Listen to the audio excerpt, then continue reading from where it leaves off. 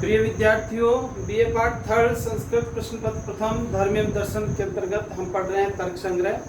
जैसा कि आपको पता है कि तर्क संग्रह में मैं शब्द पदार्थों का विवेचन कर चुका हूं और उनका शब्द पदार्थों का अब एक एक का विवेचन करते क्रमिक विवेचन करते हुए मैं द्रव्य नामक पदार्थ और उसके भेदों के विषय में आपको बतला रहा हूँ। इसके अंतर्गत मैं द्रव्य के जो 9 भेद है द्रव्य के पृथ्वी आदि, पृथ्वी जल तेज वायु आकाश काल दिगात्मा और मन, जो 9 भेद है उनमें से 4 द्रव्य के बारे में मैं भली भांति आपको कल के व्याख्यान में बता चुका हूँ, पृथ्वी जल तेज और वायु। और आज मैं आपको पंचम द्रव्य है आकाश के विषय में आपको इस व्याख्यान में बतलाऊंगा। आकाश का के विषय में तर्क संग्रहकार अन्नम भट्ट कहते हैं, उसको उनका आकाश का लक्षण बतलाते हुए कि शब्द गुणकम आकाशम, अर्थात शब्द गुण है जिसका वह आकाश है।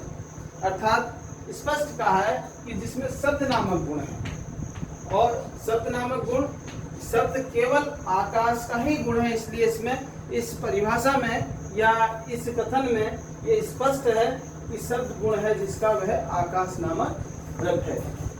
अब ये देखिए, आप आकाश की सामान्य परिभाषा के माध्यम से मैं आपको इसको सिखाने का प्रयास करता हूँ कि आकाश नामक द्रव्य क्या है।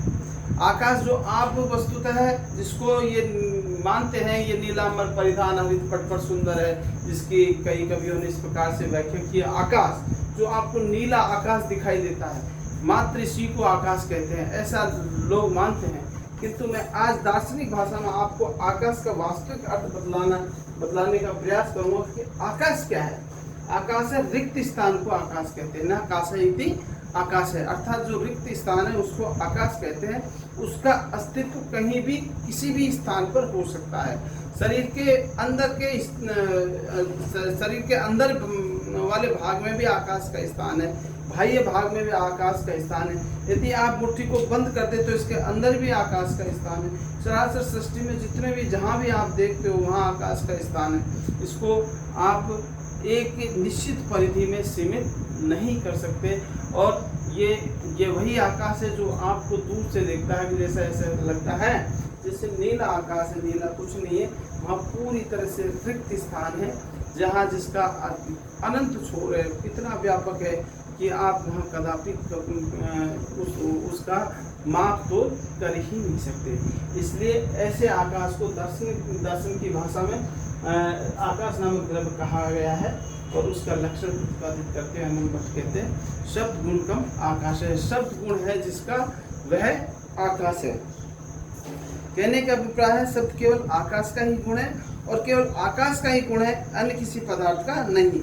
जैसे ये इस पर इसलिए जोर दिया गया है कि जैसे अपन ने कहा कि गंधवती पृथ्वी है ना, रूप रस रहित स्पर्शमान वायु है ना, ऐसा उनके भी जैसे पृथ्वी का भी लक्षण आपने पढ़ा है, वायु का भी लक्षण पढ़ा है ना, जल का भी लक्षण पढ़ा है। तो ये गुण और पदार्थों में और द्रव्यों में हो सकते हैं। पृथ्वी के अतिरिक्त अन्य द्रव्यों में भी ये लक्षण गंध, जैसे गंधवती पृथ्वी का ही लक्षण है, किंतु ये लक्षण या ये गुण और द्रव्यों में पाए जा सकते हैं। किंतु शब्द नामक जो गुण है वह केवल आकाश में ही है, अन्य द्रव्यों में यह गुण कदापि नहीं पाया जा सकता। इसलिए इसमें जो शब्द गुणकम आकाश कहा उसका अभिप्राय यही है। और यही बताने के लिए इस परिभाषा में गुण शब्द का प्रयोग किया है, अर्थात जो शब्द का समवाय कारण हो वह आकाश है। शब्द क्या है, अर्थात अब ये शब्द को आपको समझना पड़ेगा। शब्द गुण है जिसका वह आकाश है। अब इस शब्द क्या है, जिसमें ध्वनि प्रस्फुटित होती है, ध्वनि के साथ में कोई न कोई शब्द दिखाई नहीं देता, मतलब आप महसूस करते हैं। जैसे आपने देखो, एक बात बताऊँ आपको संक्षिप्त रूप से, जैसे ये ताली बजाई तो एक ध्वनि आई, ध्वनि में एक ऐसा शब्द है जो अंतर्निहित छिपा हुआ है।